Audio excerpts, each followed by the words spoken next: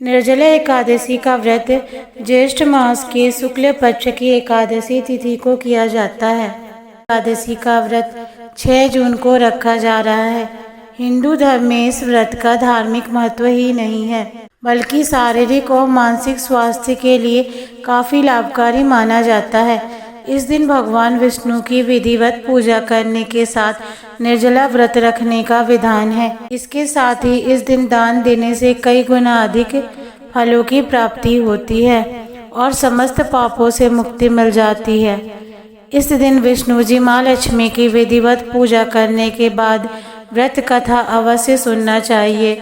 इससे आपकी पूजा पूर्ण मानी जाती है। निर्जला एकादशी व्रत कथा। भीमसेन व्यास जी कहने लगे कि हे पितामह, भ्राता युधिष्ठिर, माता कुंती, द्रौपदी, अर्जुन, नकुल और सहदेव आदि सब एकादशी का व्रत करने को कहते हैं, परंतु महाराज मैं उनसे कहता हूँ कि भाई मैं भगवान की शक्ति पूजा आदि तो कर सकता हूँ, दान भी दे सकता हूँ, परंतु भोजन के बिना नहीं रह सकता।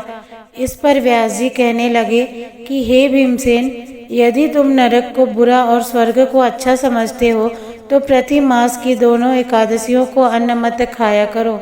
कि हे पितामह, मैं तो पहले ही कह चुका हूँ कि मैं भूख सहन नहीं कर सकता। यदि वर्ष भर में कोई एक ही व्रत हो तो वह मैं रख सकता हूँ, क्योंकि मेरे पेट में वृक्क नाम वाली अग्नि है, सो मैं भोजन के बिना रह ही नहीं सकता।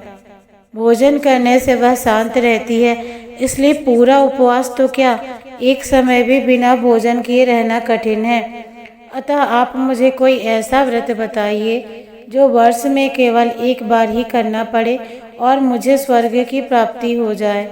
श्री व्यास जी कहने लगे कि हे पुत्र, बड़े बड़े ऋषियों ने बहुत शास्त्र आदि बनाए हैं, जिनसे बिना धन के थोड़े परिश्रम से ही स्वर्ग की प्राप्ति हो सकती है।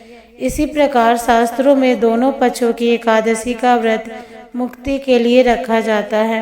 व्यास जी के वचन सुनकर भीमसेन नरक में जाने के नाम से भयभीत हो गए और कांपकर कहने लगे कि अब क्या करूं? मास में 2 व्रत तो मैं कर नहीं सकता। हाँ, वर्ष में एक व्रत करने का प्रयत्न अवश्य कर सकता हूँ। अतः वर्ष में एक दिन व्रत करने से यदि मेरी मुक्ति हो जाए तो ऐसा कोई व्रत बताइए। यह सुनकर व्यास जी कहने लगे कि वृषभ और मिथुन की संक्रांति के बीच ज्येष्ठ मास के शुक्ल पक्ष की जो एकादशी आती है उसका नाम निर्जला है। तुम उस एकादशी का व्रत करो। इस एकादशी के व्रत में स्नान और आचमन के सिवा जल वर्जित है। आचमन में 6 मासे से अधिक जल नहीं होना चाहिए, अन्यथा वह मद्यपान के सदृश हो जाता है। इस दिन भोजन नहीं करना चाहिए, क्योंकि भोजन करने से व्रत नष्ट हो जाता है। यदि एकादशी को सूर्योदय से लेकर द्वादशी के सूर्योदय तक जल ग्रहण न करें तो उसे सारी एकादशियों के व्रत का फल प्राप्त होता है। द्वादशी को सूर्योदय से पहले उठकर स्नान आदि करके ब्राह्मणों का दान आदि देना चाहिए। इसके पश्चात भूखे और शतपात ब्राह्मण को भोजन कराकर फिर आप भोजन कर लेना चाहिए। इसका फल पूरे 1 वर्ष की संपूर्ण एकादशियों के बराबर होता है। व्यास जी कहने लगे कि हे भीमसेन, यह मुझको स्वयं भगवान ने बताया है।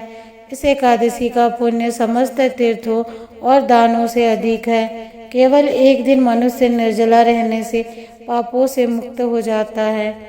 जो मनुष्य निर्जला एकादशी का व्रत करते हैं उनकी मृत्यु के समय यमदूत आकर नहीं घेरते, वरन भगवान के पार्षद उसे पुष्पक विमान में बिठाकर स्वर्ग को ले जाते हैं।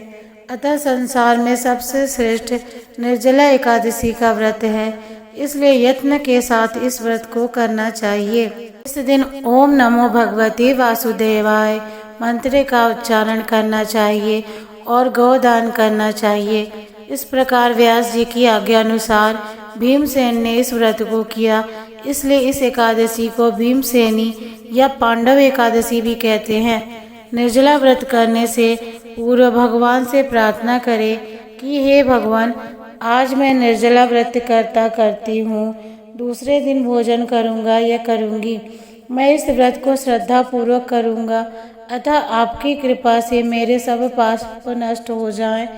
इस दिन जल से भरा हुआ एक घड़ा वस्त्र से ढककर स्वर्ण सहित दान करना चाहिए। मनुष्य इस व्रत को करते हैं उनको करोड़ सोने के दान का फल मिलता है, और जो इस दिन यज्ञ आदि करते हैं उनका फल तो वर्णन ही नहीं किया जा सकता। इस एकादशी के व्रत से मनुष्य विष्णु लोक को प्राप्त हो जाता है। जो मनुष्य इस दिन अन्न खाते हैं वे चांडाल के समान हैं, वे अंत में नरक में जाते हैं। जिसने निर्जला एकादशी का व्रत किया है वह चाहे ब्रह्म हत्या हो, मद्यपान करता हो, चोरी की हो या गुरु के साथ द्वेष किया हो, इस व्रत के प्रभाव से स्वर्ग जाता है। कुंती पुत्र, जो पुरुष या स्त्री श्रद्धा पूर्वक इस व्रत को करते हैं उन्हें अग्रलिखित कर्म करने चाहिए। प्रथम भगवान का पूजन, फिर गौदान, ब्राह्मणों को मिष्ठान व दक्षिणा देनी चाहिए तथा जल से भरे कलश का दान अवश्य करना चाहिए। निर्जला के दिन अन्न, वस्त्र, उपावन, जूती आदि का दान भी करना चाहिए। जो मनुष्य भक्तिपूर्ण इस कथा को पढ़ते या सुनते हैं उन्हें निश्चय ही स्वर्ग की प्राप्ति होती है। राधे राधे।